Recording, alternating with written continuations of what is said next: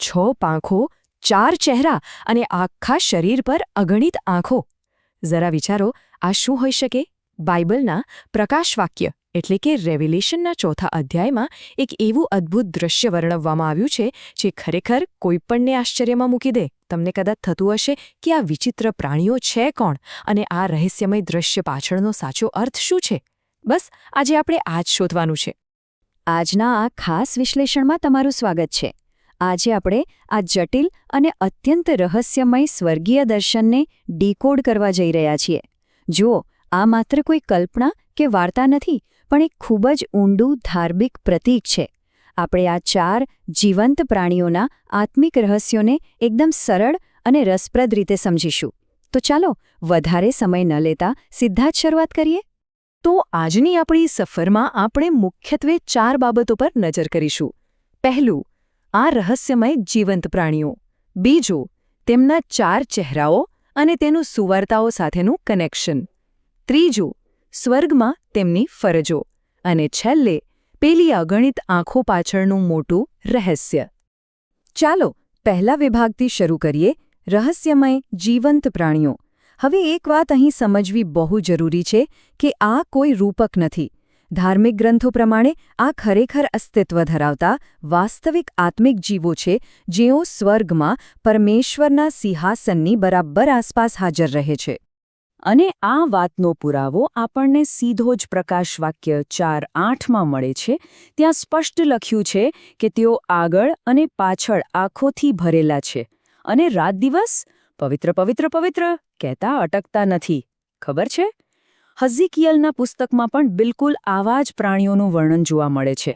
તેમના દેખાવ ખરેખર પ્રભાવશાળી છે અને આ અત્યંત શક્તિશાળી આત્મિક જીવો છે જે સતત આરાધનામાં જ લીન રહે છે. હવે આવીએ આપણા બીજા અને બહુ જ રસપ્રદ વિભાગ પર, 4 ચહેરાઓ અને સુવાર્તાઓ. જ્યારે આપણે આ પ્રાણીઓના ચહેરાઓનો ડીપમાં અભ્યાસ કરીએ છીએ ને, ત્યારે એક ગજબનું ધાર્મિક જોડાણ સામે આવે છે. આ 4 અલગ અલગ ચહેરાઓ બાઇબલની 4 મુખ્ય સુવાર્તાઓ એટલે કે ગોસ્પેલ્સ સાથે એકદમ પરફેક્ટલી જોડાયેલા છે. ચાલો જોઈએ કેવી રીતે. જુઓ, આ મેપિંગ ખરેખર અદ્ભુત છે. પ્રથમ ચહેરો સિંહનો છે, જે માથીની સુવાર્તા દર્શાવે છે અને ઈસુને એક રાજા તરીકે રજૂ કરે છે. રાજા એટલે સિંહ, બરાબર ને? બીજો ચહેરો વાછરડાનો છે, જે માર્કની સુવાર્તા સાથે જોડાય છે, જ્યાં ઈસુને એક નમ્ર સેવક તરીકે દર્શાવ્યા છે. ત્રીજો ચહેરો મનુષ્યનો છે, જે લૂકની સુવાર્તા દર્શાવે છે અને ઈસુના મનુષ્ય સ્વરૂપને ઉજાગર કરે છે. અને ચોથો ચહેરો છે ગરુડનો. આ યોહાનની સુવાર્તાનું પ્રતિનિધિત્વ કરે છે, જ્યાં ઈસુ સાક્ષાત પરમેશ્વર તરીકે દર્શાવવામાં આવ્યા છે. છે ને એકદમ માઇન્ડ બ્લોઈંગ પ્રતીકો? આ બાબતને થોડી વધુ ક્લિયર કરવા માટે આ 2 સુવાર્તાઓ વચ્ચેનો તફાવત જુઓ. એક તરફ માથીની સુવાર્તા દાઉદના રાજવી વંશ પર ફોકસ કરે છે, જે પેલા સિંહના ચહેરા સાથે બિલકુલ મેચ થાય છે, કારણ કે રાજાનો તો વંશ હોય જ ને. જ્યારે બીજી તરફ માર્કની સુવાર્તા જુઓ, તેમાં કોઈ વંશાવળી આપી જ નથી. કેમ? કારણ કે એક સેવકનો કોઈ વંશ જોવામાં આવતો નથી. તે સીધી જ નમ્ર સેવાની વાત કરે છે, જે પેલા વાછરડાનું લક્ષણ છે.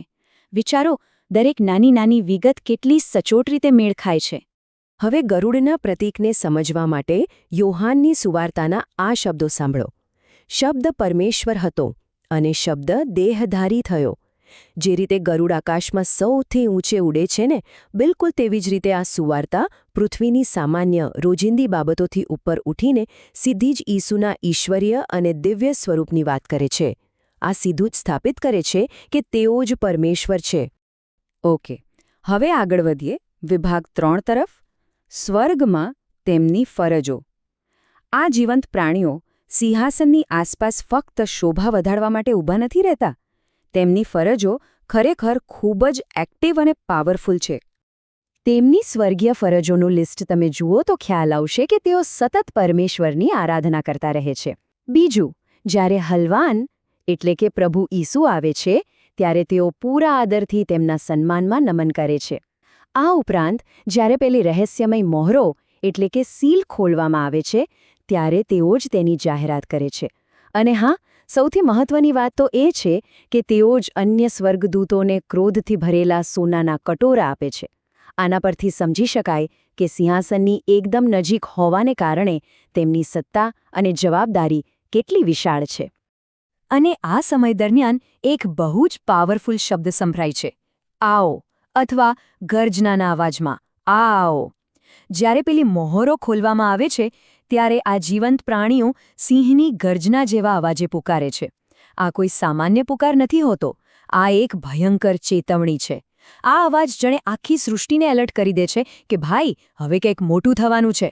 ભલે તે સાચા રાજાનું આગમન હોય કે પછી અંતિમ સમયમાં પેલા ખ્રિસ્ત વિરોધીનું પ્રગટીકરણ, આ પ્રાણીઓ જ તેનો સૌથી પહેલો સંકેત આપે છે.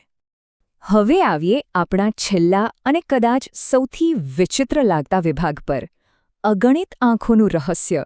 જરા કલ્પના તો કરો, આ પ્રાણીઓના આખા શરીર અને પાંખો પર અંદર અને બહાર માત્ર ને માત્ર આંખો જ આંખો છે. સાંભળવામાં થોડું અજીબ લાગે છે ને? આનો અર્થ શું હોઈ શકે? શું આ માત્ર કોઈ ડરામણું શારીરિક વર્ણન છે? બિલકુલ નહીં. આની પાછળ એક બહુ જ ડીપ મીનિંગ છુપાયેલો છે.